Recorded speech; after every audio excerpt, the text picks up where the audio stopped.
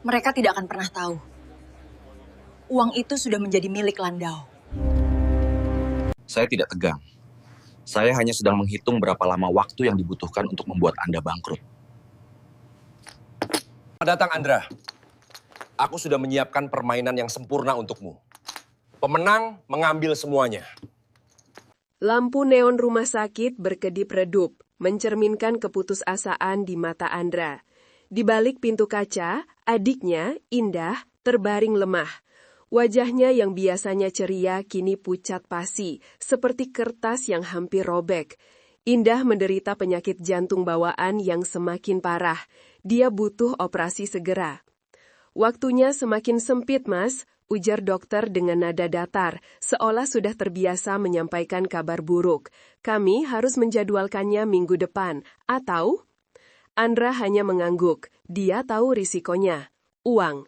500 juta yang sudah ia kumpulkan dengan susah payah selama 5 tahun, bekerja siang dan malam, kini telah hilang. Bukan dicuri, bukan terbakar, tapi lenyap di atas meja hijau, di bawah lampu kristal kasino ilegal yang dikelola sindikat Landau. Dewi, gumam Andra, mengepalkan tangan hingga buku jarinya memutih. Dewi adalah sahabat Indah sejak SMP, gadis yang manis, lugu, dan sangat dipercayai Indah. Namun, Dewi ternyata adalah jebakan, mata-mata yang bekerja untuk Landau. Dia tahu betul betapa berharganya uang 500 juta itu bagi Indah.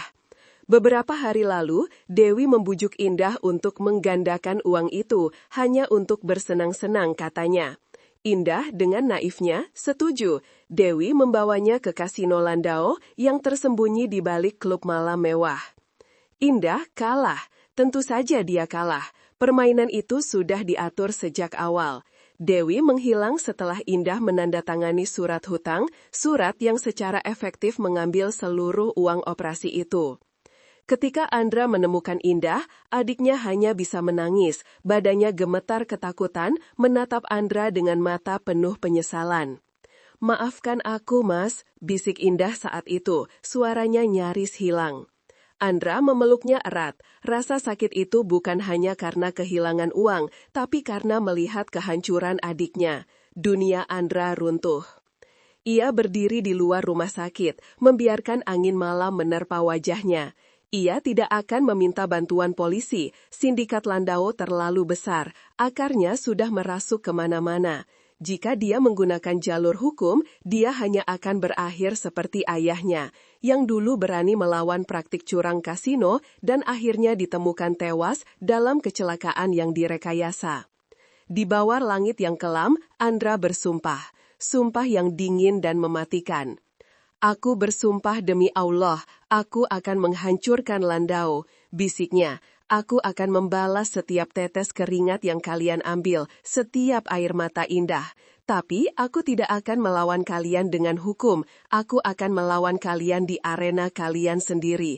Aku akan menjadi penipu ulung yang melebihi kalian semua." Mulai hari itu, Andra pensiun dari kehidupan normalnya. Dia menjual semua yang ia miliki, menggunakan sisa uangnya untuk membeli informasi dan pelatihan. Dia mengunci diri di gudang tua, dikelilingi oleh tumpukan buku, jurnal, dan rekaman video buram tentang trik-trik kasino paling kotor. Dia belajar tentang card counting hingga otaknya terasa panas. Dia melatih kelincihan jarinya hingga berdarah, menguasai seni cold decking, mengganti tumpukan kartu tanpa disadari, dan palming, menyemburikan kartu di telapak tangan. Dia bahkan mempelajari fisika dadu, mencari tahu bagaimana memanipulasi lemparan agar hasilnya selalu menguntungkannya. Andra yang dulu ramah, kini digantikan oleh sosok yang dingin, terisolasi dan fokus. Matanya selalu tajam, penuh perhitungan, seolah setiap objek di sekitarnya adalah kartu yang harus dibaca. 6 bulan penuh dedikasi yang brutal. Andra akhirnya berdiri di depan cermin. Jaket kulit hitam membalut tubuhnya, menyembunyikan otot-otot yang terbentuk dari latihan intensif. Tatapannya kosong, namun penuh ancaman. Dia bukan lagi Andra, kata yang lembut. Dia adalah mesin penghancur yang dirancang untuk satu tujuan, Landau. Target pertamanya adalah Kasino Phoenix, salah satu cabang Landau yang terkenal kejam dalam memeras nasabah kecil. Namun, Andra tahu, jika dia datang sebagai penjudi kelas kakap, dia akan langsung dicurigai. Landau memiliki sistem keamanan yang sangat canggih dan mata-mata di mana-mana. Dia harus menyusup. Malam itu, Andra tiba di belakang Kasino Phoenix. Dia tidak mengenakan jas mewah, melainkan seragam kerja yang kotor. Dia menyamar sebagai staf kebersihan baru, seorang tukang jagal yang bertugas membersihkan dapur dan area belakang. Penyamaran ini memberinya akses tanpa batas ke setiap sudut kasino, memberinya kesempatan emas untuk mengamati. Di dalam, suasana kasino berdenyut dengan energi yang berbahaya, kilauan lampu kristal yang mahal, suara tumpukan chip yang beradu, dan aroma rokok mahal bercampur dengan ketegangan. Saat shiftnya berakhir, Andra berjalan santai melewati keramaian, menuju ruang VIP yang tersembunyi. Ruangan ini adalah jantung Landau di Kasino Phoenix. Di sana, ia melihat Dewi. Dewi tersenyum genit di samping seorang pria berkumis tebal yang sedang menghitung tumpukan uang.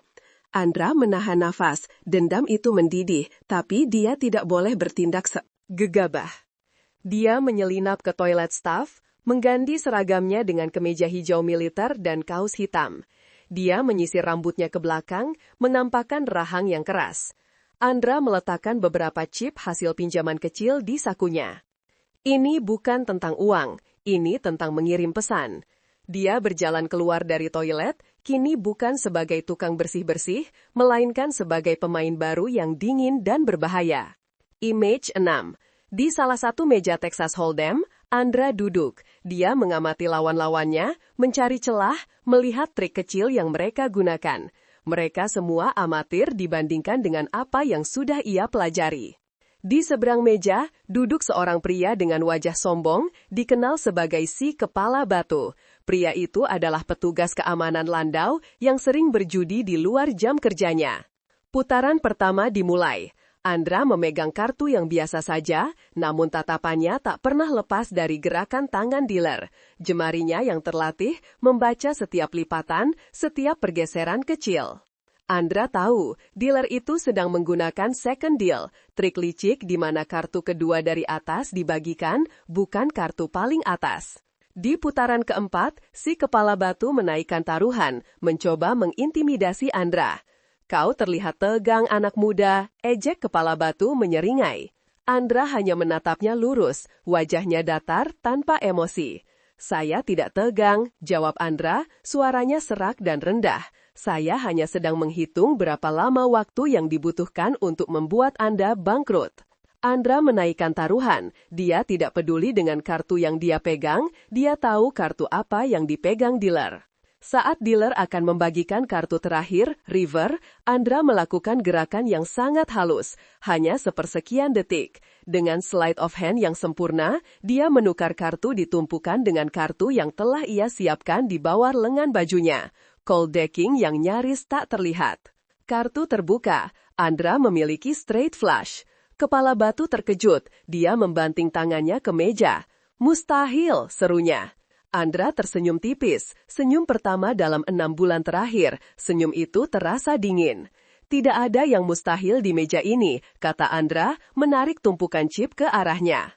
Kemenangan pertamanya ini kecil, hanya beberapa juta, tapi ini adalah deklarasi perang. Saat Andra berdiri, meninggalkan meja, matanya bertemu dengan sepasang mata tajam dari kejauhan.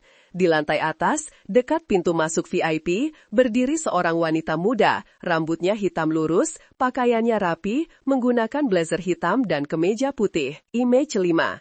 Wajahnya sangat serius, memancarkan aura otoritas yang aneh, tidak seperti penjudi biasa. Wanita itu, Citra, mengawasinya. Dia tidak terlihat terkejut dengan kemenangan Andra, melainkan penasaran. Andra mengabaikannya, misi telah dimulai. Dia tahu, Landau tidak akan membiarkan seorang pemula menang berkali-kali. Mereka akan mengirimkan hiu mereka. Andra harus bersiap. Di lantai atas, di ruang pengawasan, seorang pria paruh baya menunjuk layar monitor yang menampilkan wajah Andra. Siapa dia? Tanya pria itu dingin. Pemain baru tuan, jawab petugas keamanan. Dia baru saja mengalahkan kepala batu. Pria parubaya itu menyeringai, kepala batu memang bodoh, cari tahu siapa dia, dan berikan dia kesempatan untuk menang lagi. Kita lihat seberapa jauh dia berani bermain dengan Landau. Andra berjalan keluar dari kasino Phoenix, kembali ke kegelapan malam. Langkahnya mantap, dia telah mengambil langkah pertama dalam balas dendam yang panjang dan berbahaya. Ia tahu jalan ini akan membawanya ke inti Landau, ke pemimpin mereka yang misterius, pemimpin naga. Dan dia tidak akan berhenti sampai semua hutang dibayar lunas, bahkan jika itu mempertaruhkan nyawanya sendiri. Andra tiba di rumahnya yang kecil, terletak jauh di pinggiran kota. Udara malam terasa dingin, namun panas dendam di dadanya tidak pernah mereda. Ia mengeluarkan tumpukan chip yang baru saja ia tukar menjadi uang tunai, beberapa juta rupiah. Jumlah yang kecil, tapi ini adalah batu pijakan.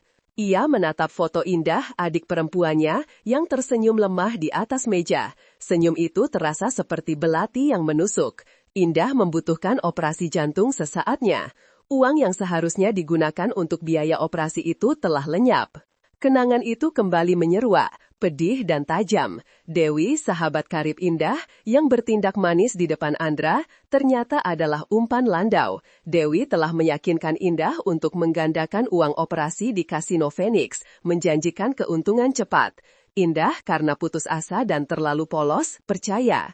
Kenyataannya, itu adalah jebakan klasik. Indah kalah telak, dan uang itu hilang, dibawa oleh Landau.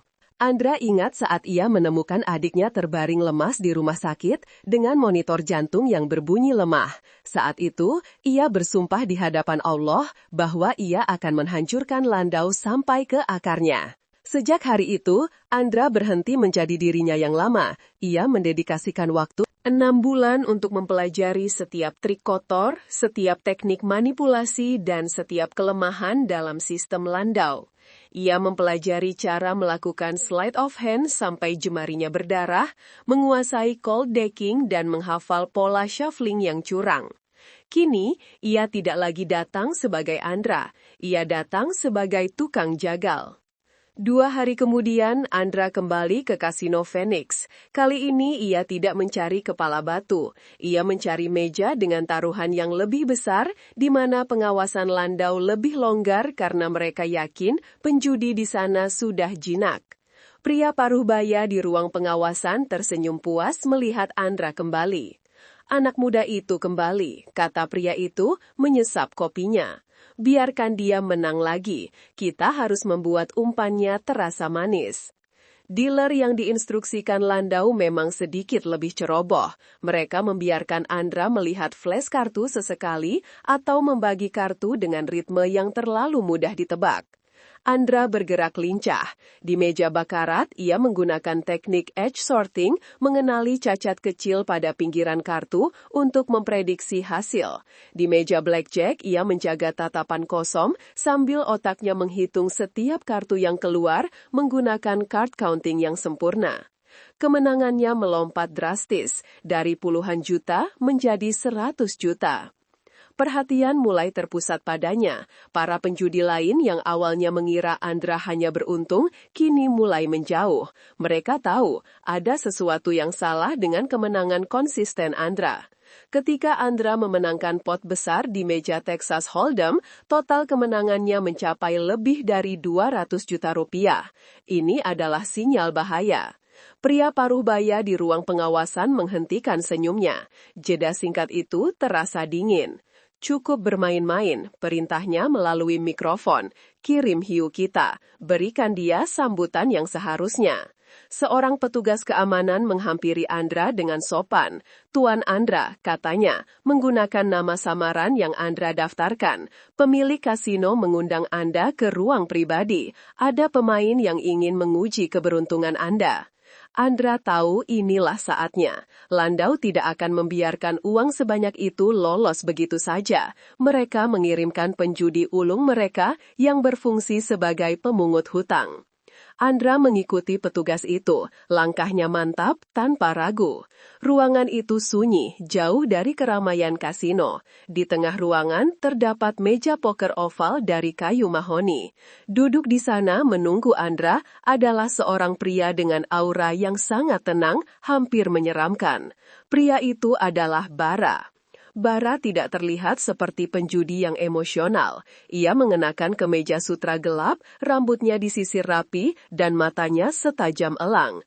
Ia dikenal sebagai tangan hantu landau. Konon, tidak ada yang bisa melihat gerakannya saat ia memanipulasi kartu. Di hadapan Bara, 200 juta rupiah yang Andra menangkan terasa seperti uang receh. Selamat datang anak muda, sapa Bara, suaranya halus seperti sutra, namun dingin seperti baja. Aku dengar kau punya tangan yang panas. Andra duduk menatap Bara lurus, jawab Andra, nada suaranya datar.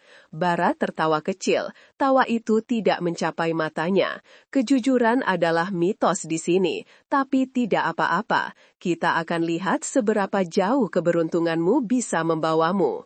Saat Bara mulai mengocok kartu, gerakan jemarinya memang nyaris tak terlihat. Bara tidak hanya mengocok, ia sedang menyusun tumpukan kartu sesuai keinginannya, stacking yang sempurna. Andra mempersiapkan diri. Ini akan menjadi pertarungan kecurangan melawan kecurangan, manipulasi melawan manipulasi. Namun, sebelum kartu pertama dibagikan, pintu ruangan terbuka. Citra masuk. Malam ini ia mengenakan gaun malam hitam yang elegan, menutupi blazer yang ia kenakan sebelumnya. Ia membawa aura kekuasaan yang terasa salah untuk seorang penjudi biasa. Bara menoleh, terkejut melihat kehadirannya. Nona Citra, sapa Bara sedikit membungkuk. Saya tidak menyangka Anda akan bergabung dengan kami. Citra tidak menjawab Bara, matanya hanya tertuju pada Andra. Ia berjalan pelan, berhenti tepat di belakang kursi Andra. Aroma parfum mahalnya memenuhi udara. Tangan hantu, kata Citra, suaranya rendah dan berwibawa. Anak muda ini adalah tamuku malam ini.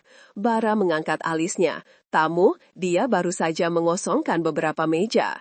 Citra tersenyum tipis, senyum yang sama sekali tidak ramah.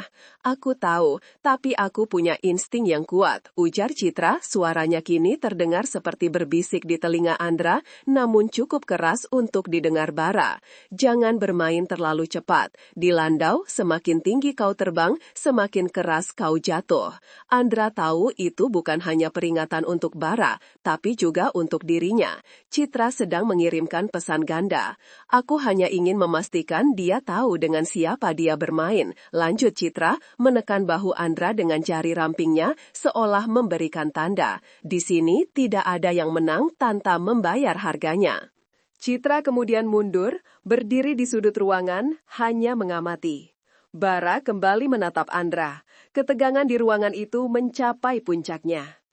Baiklah, tuan tamu, kata Bara, meledakkan setumpuk chip merah di tengah meja. Taruhan pembuka yang sangat tinggi.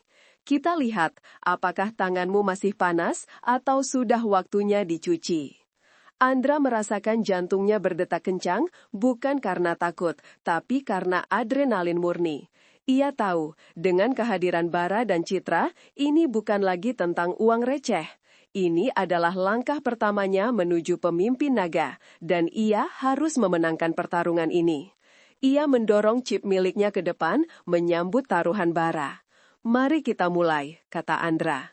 Bara tidak membuang waktu. Ia membagi 5 kartu tertutup kepada Andra dan 5 kartu untuk dirinya sendiri. Permainan yang mereka pilih adalah 5 card draw, pertaruhan murni pada kemampuan menyusun kartu. Gerakan Bara memang secepat kilat. Andra melihatnya, tetapi tidak bereaksi. Ia tahu, Bara sudah menyusun kartu-kartu itu saat mengocok. Kartu-kartu terbaik Landau sudah pasti berada di tangan Bara. Namun, Andra juga bukan anak kemarin sore. Selama bertahun-tahun, Andra tidak hanya belajar bagaimana cara bermain. Ia belajar bagaimana cara Landau curang. Ia berlatih untuk melawan setiap trik yang mereka miliki. Saat Bara memintanya memotong tumpukan kartu, Andra melakukannya dengan gerakan yang tampak biasa, tetapi di bawah permukaan, jemarinya melakukan gerakan mikro yang nyaris tidak terdeteksi. Ia menggeser setumpuk kecil kartu dari tengah ke atas, menggagalkan susunan sempurna yang sudah Bara persiapkan. Bara tidak bereaksi, tetapi matanya yang tajam seperti elang menangkap pergeseran halus itu. Ia tahu, Andra baru saja melakukan manipulasi yang sama canggihnya dengan miliknya. Taruhan pembuka dilakukan, tumpukan chip merah di tengah meja semakin meninggi, mencerminkan jutaan rupiah yang dipertaruhkan. Andra mengangkat kartunya. Di tangannya, ia memegang sepasang ratu dan 3 kartu acak. Cukup baik, tetapi tidak cukup untuk mengalahkan susunan kartu yang Bara miliki. Aku akan menukar 3 kartu, kata Andra, meletakkan kartu-kartu yang tidak ia inginkan di meja. Bara hanya tersenyum tipis. Ia menukar 1 kartu, sebuah tanda bahwa ia sudah memegang tangan yang sangat kuat. Saat Bara membagi kartu baru kepada Andra, Andra merasakan tekanan yang luar biasa. Ia tahu, kartu yang baru saja ia terima adalah kartu yang sudah Bara rencanakan untuknya. Andra membuka 3 kartu barunya, jantungnya berdebar. 2 kartu baru itu adalah ratu dan 1 kartu lagi yang memberinya full house. Bagaimana bisa? Andra menyadari bahwa Bara, setelah melihat Andra merusak susunannya saat pemotongan, telah mengubah strateginya. Bara tidak memberikan kartu sampah, ia memberikan Andra kartu yang sangat kuat, tetapi ia yakin bahwa kartu miliknya jauh lebih kuat. Bara pasti memegang 4 of a kind atau royal flush. Andra menatap Bara. Bara mengangguk, seolah mengatakan, "Ayo, dorong uangmu ke tengah." Andra menoleh sekilas ke arah Citra. Wanita itu masih berdiri di sudut, wajahnya tanpa ekspresi. Namun, ia melihat Citra menggerakkan tangan kirinya sedikit, menyentuh kalung kecil yang ia kenakan. Itu adalah sinyal. Citra tidak memberitahu Andra apa yang harus dilakukan, tetapi ia mengkonfirmasi kecurigaan Andra. Bara benar-benar memegang kartu yang tidak terkalahkan. Andra harus mengambil risiko. "Aku all in," kata Andra, mendorong semua chip miliknya, termasuk 200 juta yang ia menangkan sebelumnya. Keheningan melanda ruangan itu, bahkan Citra tampak sedikit terkejut. Bara tertawa, kali ini tawa yang lebih keras. "Keberanian yang bodoh anak muda, atau kau memang tahu sesuatu?" "Aku hanya percaya pada tangan yang panas," jawab Andra, ekspresinya tetap datar. Bara mengambil waktu beberapa detik, menikmati momen kemenangan yang akan datang. Ia kemudian mendorong chip miliknya ke tengah, menyambut tantangan Andra. "Buka kartumu," perintah Bara. Andra membuka full house miliknya, 3 ratu dan sepasang 8, sebuah tangan yang sangat kuat. Bara hanya menggelengkan kepala. Ia membuka kartunya dengan gerakan dramatis. Straight flush, kartu yang mengalahkan full house milik Andra. Kekalahan telak. Bara sudah siap merayakan kemenangannya, siap menenggelamkan Andra kembali ke lumpur. Namun, saat Bara membuka kartunya, Andra melihat kejanggalan kecil. Kartu terakhir di tangan Bara, kartu yang melengkapi straight flush itu, memiliki sedikit lipatan di sudutnya. Sebuah mark yang sangat halus. Andra menyadari bahwa Bara tidak hanya mengandalkan stacking dan dealing, Bara juga menggunakan kartu yang sudah ditandai untuk memastikan ia tidak pernah salah saat menyusun tangannya. Tetapi, Andra sudah siap untuk ini. "Tunggu," kata Andra, suaranya tenang, "kau curang." Ekspresi Bara seketika mengeras. "Apa katamu?" "Kartu terakhirmu," tunjuk Andra pada kartu yang melengkapi straight flush Bara. "Itu bukan kartu yang kau dapatkan dari tumpukan." Bara mencoba mempertahankan ketenangannya. "Jangan mengada-ngada. Kau kalah, terima saja." "Aku tidak mengada-ngada," balas Andra. "Saat kau menukar 1 kartu, kau melakukan switch dari kartu yang sudah kau persiapkan di lenganmu. Kartu itu sudah ditandai, dan kau gagal menyembunyikan tanda lipatan kecil itu." Seluruh ruangan membeku. Citra tersenyum tipis di sudut. Andra tidak hanya melihat kecurangan Bara, ia mengungkapkannya secara terbuka. Di Landau, mengungkap kecurangan jauh lebih berbahaya daripada melakukannya. Bara bangkit dari kursinya, matanya berkilat marah. Kau menuduhku tangan hantu di ruanganku sendiri? Aku hanya menyatakan fakta, kata Andra, tidak bergerak sedikit pun. Jika Landau bermain dengan kejujuran, aku akan menerima kekalahan ini. Tapi karena kau curang, taruhan ini batal. Atau kita ulang pertarungan ini, dan kali ini kita gunakan kartu baru yang belum tersentuh. Ketegangan mencapai titik puncaknya. Ini bukan lagi pertarungan kartu, ini adalah pertarungan kekuasaan. Jika Bara membiarkan tuduhan ini lolos, otoritasnya akan runtuh. Tiba-tiba, Citra bertepuk tangan pelan, sekali. Cukup, kata Citra, melangkah maju. Tangan hantu, Andra benar, kartu itu cacat. Bara menatap Citra dengan tidak percaya. Nona Citra, Anda membela penipu ini? Aku membela aturan, jawab Citra tegas. Di Landau, kita menghargai kecurangan yang sempurna. Kecurangan yang meninggalkan jejak adalah kebodohan. Taruhan ini batal. Kembalikan chip anak muda ini. Bara mengepalkan tangannya. Ia tahu, Citra baru saja menyelamatkan Andra, dan di saat yang sama, mempermalukannya. Bara tidak punya pilihan selain mematuhi. Citra adalah pemilik kasino, dan walau Landau berkuasa, hierarki harus dihormati. Dengan gerakan kasar, Bara mendorong kembali chip Andra. Kau beruntung malam ini anak muda, desis Bara. Tapi keberuntungan tidak akan bertahan lama di Landau. Andra mengumpulkan kembali kekayaannya, merasakan kemenangan psikologis yang jauh lebih berharga daripada uang. Ia telah mengalahkan tangan hantu dan mendapatkan perhatian Citra. Andra tidak menggunakan nada ironi. Bara meninggalkan ruangan tanpa sepatah kata pun. Setelah Bara pergi, Citra mendekati Andra. Kau mengambil risiko besar, bisik Citra, tatapannya tajam. Jika aku tidak turun tangan, kau sudah berakhir. Aku tahu, jawab Andra. Tapi aku perlu tahu seberapa jauh aku bisa mendorongnya. Dan aku perlu tahu apakah aku bisa mempercayaimu. Citra tersenyum, senyum misterius yang tidak mengungkapkan apapun. Kepercayaan adalah kemewahan di Landau. Simpan itu untuk dirimu sendiri. Jadi, apa langkah selanjutnya? Tanya Andra. Kau sudah mengalahkan tangan hantu, itu akan menarik perhatian, jelas Citra. Mereka tidak akan mengirim orang yang sama lagi, mereka akan mengirim yang terbaik yang mereka miliki. Tuan 13, kata Andra, menyebut nama yang ia dengar saat menyusup. Citra mengangguk. Dia spesialisasi di meja dadu. Dia tidak hanya bermain dengan keberuntungan, dia bermain dengan matematika. Dia tidak pernah kalah. Semakin bagus, jawab Andra, matanya berkilat penuh tekad. Aku datang untuk pemimpin naga. Tuan 13 hanyalah batu loncatan. Hati-hati Andra, peringat Citra. Suaranya kini lebih lembut. Kau terlalu sukses, terlalu cepat. Kau menarik semua perhatian yang tidak kau inginkan. Andra meninggalkan ruangan itu. Chip di tangannya terasa berat. Ia tahu, Citra benar. Keberhasilannya di Landau adalah pedang bermata dua. Saat Andra berjalan melalui koridor mewah, ia melihat sepasang mata mengawasinya dari balik bayangan pilar. Sosok itu mengenakan jas hitam, tinggi dan ramping. Saat Andra berbalik, sosok itu menghilang. Tiba-tiba, ponsel Andra bergetar. Sebuah pesan teks dari nomor tak dikenal. Pesan itu hanya berisi satu kalimat. Adikmu merindukanmu. Jantung Andra mencelos. Indah. Ia menyadari bahwa saat ia sibuk menantang Landau di meja judi, Landau telah menemukan kelemahan terbesarnya.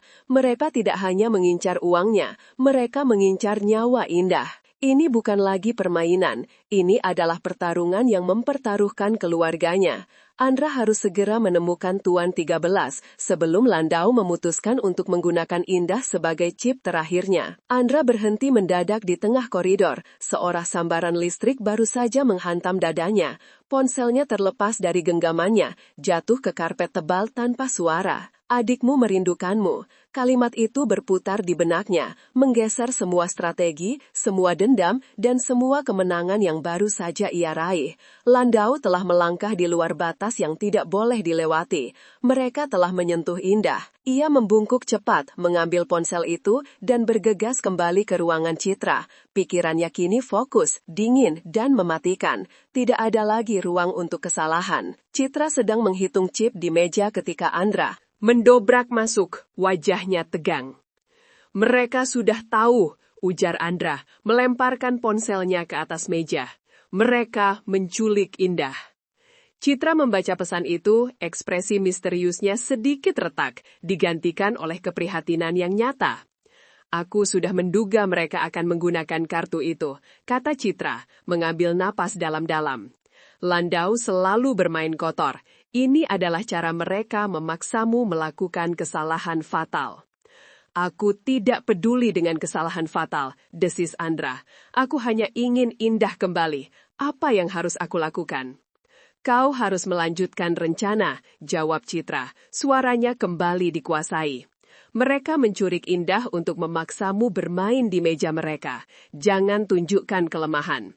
Kita harus memenangkan pertarungan ini dan kita harus melakukannya sekarang.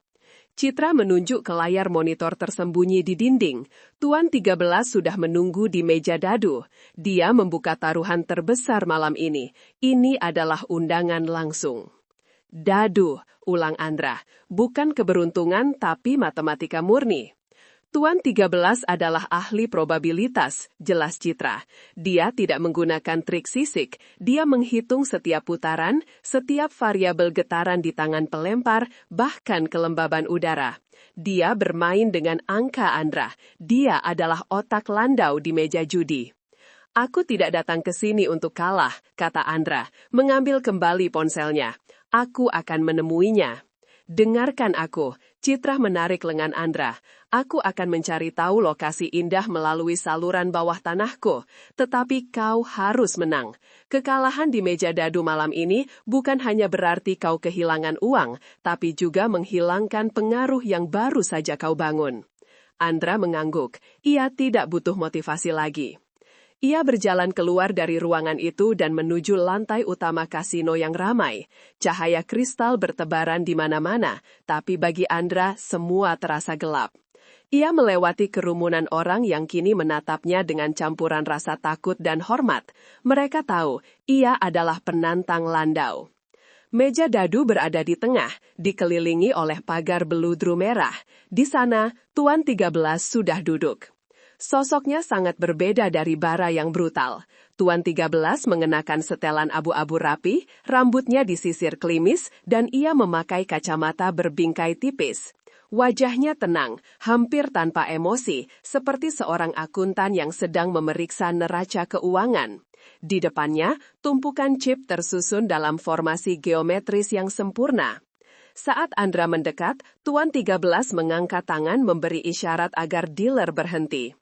Selamat datang anak muda, suara Tuan 13 datar, tanpa kehangatan. Aku sudah menunggu untuk melihat pria yang bisa membuat tangan hantu bara kehilangan kesabarannya. Andra duduk di kursi yang disediakan, merasakan semua mata tertuju padanya. Aku tidak datang untuk berbasa-basi, kata Andra, mendorong tumpukan chip awal ke tengah.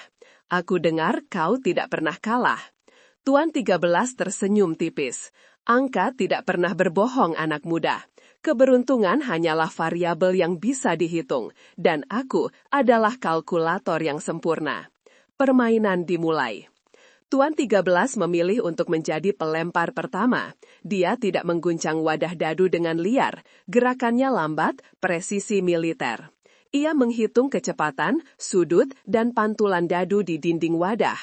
Putaran pertama, Tuan 13 bertaruh pada total 9. Dadu dilempar, berputar, dan berhenti. 3, 3, 3, total 9. Andra kehilangan taruhan awal. Putaran kedua, Tuan 13 bertaruh pada angka ganjil. Dadu dilempar, 5, 1, 1, total 7, ganjil. Andra kehilangan lagi. Kau terlalu mengandalkan naluri, komentar Tuan 13 menyusun chipnya. Naluri adalah emosi, dan emosi adalah musuh probabilitas. Kau harus melihat pola, Andra. Dalam 1000 lemparan, hanya akan ada 13 kali lemparan yang benar-benar acak. Sisanya adalah hasil dari fisika sederhana. Andra mulai merasakan tekanan, bukan karena uangnya, tapi karena waktu. Setiap detik yang ia habiskan di meja ini adalah detik di mana Indah berada dalam bahaya. Ia melihat kelemahan Tuan 13, pria itu terlalu percaya pada sistem. Dia mengandalkan dealer landau, dadu landau, dan meja landau. Semua itu telah dikalibrasi untuk menghasilkan pola yang bisa ia hitung. Sekarang giliranku, kata Andra. Andra mengambil wadah dadu. Ia tidak mengguncangnya seperti Tuan 13. Ia memegang wadah itu dengan erat dan saat tidak ada yang melihat, ia melakukan gerakan kecil, memanipulasi posisi dadu di dalam wadah sebelum dilempar. Ia tidak mengubah fisika lemparan, tapi ia mengubah titik awal, sebuah variabel yang tidak bisa Tuan 13 hitung. Tuan 13 mengerutkan kening, kau membuang waktu, dadu akan tetap berputar. Andra mengabaikannya. Ia bertaruh besar, mempertaruhkan setengah dari total kemenangannya dari bara.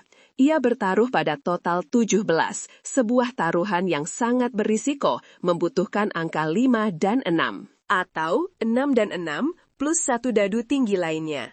Ia melempar. Dadu-dadu itu berputar cepat. 1 berhenti pada angka 6, 2 berhenti pada angka 6, 3 berputar sebentar lalu berhenti pada angka 5. Total 17. Keheningan melanda meja. Tuan 13, sang kalkulator sempurna, menunjukkan ekspresi kaget untuk pertama kalinya. Probabilitas untuk hasil itu kurang dari 0,01%, bisik Tuan 13, matanya menembus Andra. Aku tidak bermain probabilitas, jawab Andra, menarik chip kemenangannya. Aku bermain kontrol. Permainan berlanjut. Andra mempertahankan ritme yang sama, kadang menang besar, kadang kalah kecil. Ia tidak mencari pola, ia menciptakan kekacauan yang terhitung, sebuah variabel yang merusak seluruh sistem statistik Tuan 13. Setelah 40 menit, Tuan 13 kehabisan chip. Ia telah kehilangan taruhan dadu terbesar yang pernah ia terima. Ia berdiri, menarik napas panjang.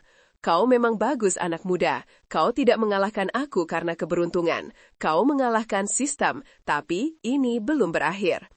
Aku tahu, kata Andra menatap tajam. Di mana Indah? Tuan 13 tidak menjawab pertanyaan itu secara langsung. Ia hanya menunjuk ke arah pintu belakang kasino. Pemimpin naga menunggumu. Dia tidak suka permainan kecil seperti ini. Dia ingin pertaruhan terakhir. Pertaruhan yang mempertaruhkan semua yang kau miliki. Tuan 13 melangkah pergi, meninggalkan Andra dengan tumpukan chip yang kini berlipat ganda. Saat Andra bergerak menuju pintu yang ditunjukkan, ponselnya kembali bergetar. Citra mengirimkan pesan singkat. Lokasi, Penthouse Landau, lantai 50, pertaruhan terakhir. Indah ada di sana. Andra mengepalkan tangan, merasakan dinginnya chip di telapak tangannya. Ia sudah mengalahkan bara, kekuatan fisik Landau. Ia sudah mengalahkan Tuan 13, otak Landau. Sekarang saatnya menghadapi pemimpin naga, jantung Landau. Ia berjalan menuju lift pribadi yang membawanya ke lantai tertinggi, tempat pemimpin naga menunggu. Begitu pintu lift terbuka, Andra disambut oleh ruangan yang sunyi, mewah, dan menakutkan. Di tengah ruangan terdapat meja poker bundar. Indah terikat di kursi, terisak pelan. Dan di seberang meja, duduk sosok yang selama ini menjadi targetnya, pemimpin naga. Selamat datang, Andra, sapa pemimpin naga, suaranya halus dan berwibawa. Aku sudah menyiapkan permainan yang sempurna untukmu. 5 card stud poker. 1 putaran, pemenang mengambil semuanya. Di samping pemimpin naga, Andra melihat Citra berdiri, tetapi tatapannya dingin dan kosong. Citra, panggil Andra. Pemimpin naga tertawa kecil. Oh, dia tidak bisa membantumu lagi, Andra. Dia adalah bagian dari taruhan ini. Tepatnya, dia adalah dealer untuk babak final ini. Jantung Andra mencelos. Ia tidak hanya harus mengalahkan pemimpin naga, ia juga harus melakukannya di bawah pengawasan Citra yang kini terlihat seperti boneka Landau. Kau menantang Landau, kata pemimpin naga mencondongkan tubuhnya ke depan. Sekarang berikan aku semua yang kau miliki, uangmu, nyawamu, dan masa depan adikmu. Citra panggil Andra sekali lagi, mencoba mencari celah di balik mata kosong itu. Pemimpin naga tersenyum, senyum yang tidak mencapai matanya. Dia bukan lagi Citra yang kau kenal, Andra. Dia adalah mata dan telingaku. Dia memastikan tidak ada kecurangan. Dan jika kau berani mencoba trik apapun, Citra akan menjadi orang pertama yang menghentikanmu. Andra menatap Indah yang terikat, lalu kembali ke pemimpin naga. Apa taruhannya? Uangku sudah ada di meja. Apa yang kau pertaruhkan? Semua, jawab pemimpin naga, menggeser tumpukan chip berwarna hitam yang tingginya mencapai 20 cm. Ini adalah seluruh aset Lendao, semua properti, semua uang tunai, semua pengaruh politik. Jika kau menang, Lendao runtuh. Jika aku menang, kau mati, Indah menjadi milikku, dan Citra, dia akan kembali pada tugasnya. Andra duduk. Udara di ruangan itu terasa tegang dan berat, dipenuhi bau parfum mahal dan keputusasaan. Baiklah, kata Andra, mari kita mulai. Citra dengan gerakan mekanis mulai mengocok kartu. Suara gesekan kartu itu adalah satu-satunya suara di penthouse Lendao. Ia membagikan kartu pertama, 5 card stud poker, 2 kartu di tangan, 1 tertutup, 1 terbuka. Kartu pertama Andra yang terbuka adalah King of Spades. Kartu pemimpin naga adalah 9 of Diamonds. Taruhan dimulai, ujar Citra, suaranya monoton. Pemimpin naga meletakkan chip dengan hati-hati. Andra menyamai taruhan itu. Ia tidak peduli dengan kartu awal. Ia mencari celah dalam sistem pemimpin naga, tapi kali ini sistem itu adalah Citra. Ia memindai ekspresi Citra, mencari kedipan mata, kontraksi otot kecil, atau sinyal apapun. Nihil. Citra adalah robot sempurna yang membagikan kartu. Kartu kedua terbuka. Andra mendapat Queen of Spades. Pemimpin naga mendapat 9 of Clubs. Pemimpin naga kini memiliki sepasang 9 di tangannya. Tangannya, sebuah awal yang kuat. Ketegangan meningkat. Andra tahu, pemimpin naga adalah master psikologi. Dia tidak hanya bermain kartu, dia bermain pikiran. Tapi Andra tidak bisa fokus pada pemimpin naga. Matanya terus kembali ke Citra. Kau terlihat tegang, Andra, ejek pemimpin naga. Mungkin kau harus berdoa kepada Allah agar kartu-kartumu membaik. Andra mengabaikannya. Ia melihat Citra menyentuh tepi dek kartu sebelum membagikan kartu ketiga. Sentuhan itu terlalu lama, terlalu disengaja. Kartu ketiga dibagikan. Andra mendapat Jack of Spades. Pemimpin naga mendapat Ace of Hearts. Andra kini memiliki 3 kartu berurutan dari jenis yang sama. King, Queen, Jack, semuanya spades. Ia hanya membutuhkan 10 dan ace untuk mendapatkan straight flush, atau 2 kartu spades lagi untuk mendapatkan flush. Itu adalah posisi yang kuat, tapi pemimpin naga masih memegang kendali karena kartu tertutupnya. Pemimpin naga menaikkan taruhan, agresif. Aku tidak suka menunggu, anak muda, berikan aku semua yang kau miliki. Andra menatap Citra. Tepat sebelum Citra mendorong tumpukan chip di depannya, mata Citra bertemu dengan Andra. Dalam sepersekian detik, Andra melihatnya, bukan kekosongan, melainkan peringatan. Citra tidak dikendalikan, dia sedang menjalankan peran. Andra mengerti, Citra telah menyusup jauh ke dalam Landau. Dia ada di sini bukan sebagai korban pemimpin naga, melainkan sebagai penjamin bahwa pertandingan ini akan terjadi. Dan dia, sebagai dealer, memiliki kontrol penuh atas alur kartu. Aku ikut, kata Andra, mendorong semua chip kemenangannya dari tuan 13 ke tengah meja. Berani sekali, pemimpin naga tertawa.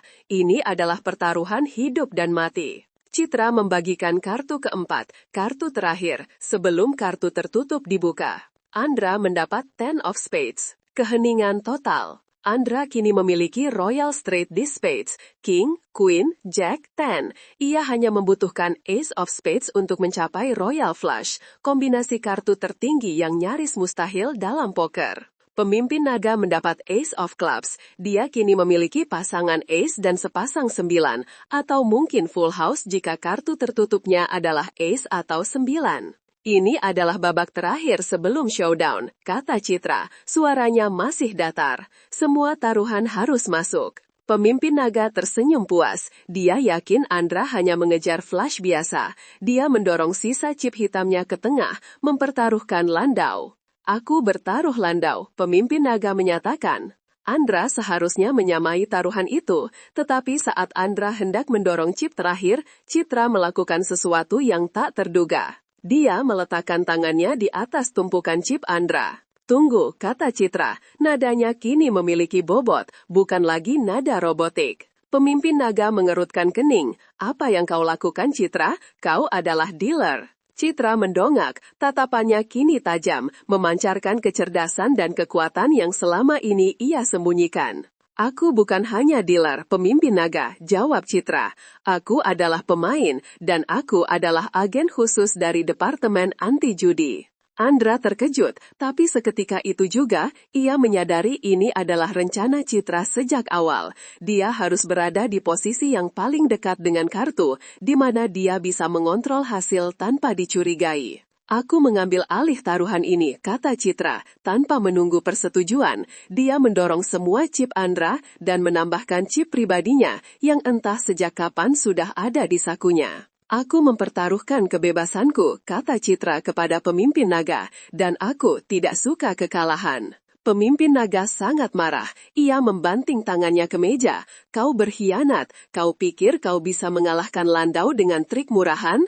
Ini bukan trik, ini adalah pengawasan, balas Citra Coltree. Kartu kelima, kartu terakhir. Citra membalikan kartu kelima pemimpin naga, Nine of Hearts. Pemimpin naga kini memiliki Four of a Kind, 4-9, kombinasi yang hampir tak terkalahkan, wajahnya kembali dipenuhi arogansi. 4-9, seru pemimpin naga, bangga, tidak ada yang bisa mengalahkan ini, kau kalah agen khusus, kau kalah Andra, Landau menang. Semua mata tertuju pada Citra, Indah berhenti terisak, menahan napas. Citra menghela napas pendek, lalu dengan gerakan pelan, ia membalikkan kartu tertutup Andra yang pertama. Ace of Spades. Ruangan itu membeku. Andra sekarang memiliki Royal Flush yang sempurna di kartunya. Ace, King, Queen, Jack, Ten, semuanya Spades. Royal Flush, bisik Andra, terkejut dengan keakuratan perhitungan Citra. Citra tersenyum kecil, senyum kemenanan yang pertama kali Andra lihat sejak mereka bertemu. Permainan selesai pemimpin naga, kata Citra. Suaranya bergetar karena emosi yang tertahan. Pemimpin naga terhuyung mundur, wajahnya pucat pasi. Dia mencoba meraih pistol yang tersembunyi di belakang kursinya. Tetapi sebelum tangannya menyentuh gagang, pintu penthouse Landau meledak. Terbuka. Tim SWAT, dipimpin oleh rekan Citra, menyerbu masuk, mengarahkan senjata ke setiap sudut ruangan. Pemimpin naga, kau ditangkap atas tuduhan penipuan, penculikan, dan pengorganisasian kejahatan, teriak seorang petugas. Pemimpin naga tidak melawan. Dia hanya menatap kartu di meja, 4-9 yang kini terasa begitu kecil di hadapan Royal Flush. Andra segera berlari ke arah Indah, melepaskan ikatan di tangannya. Indah jatuh ke pelukan Andra, menangis lega. Kau aman, Dek, bisik Andra, memeluk erat adiknya. Semuanya sudah berakhir. Citra berdiri di samping meja, menatap pemimpin naga yang digiring keluar. Bagaimana kau melakukannya? Tanya Andra, mendekati Citra. Kau mengontrol 52 kartu dan memastikan yang terakhir adalah Ace of Spades. Citra menggelengkan kepala. Aku tidak mengontrol kartu Andra. Aku mengontrol sistem. Aku tahu di mana kartu itu berada dalam deck, dan aku hanya perlu memastikan pemimpin naga yakin dia akan menang dengan Four of a Kind-nya.